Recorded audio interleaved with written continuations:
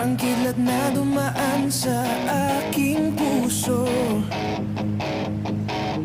Sa isang sulyap ako'y napaluhod.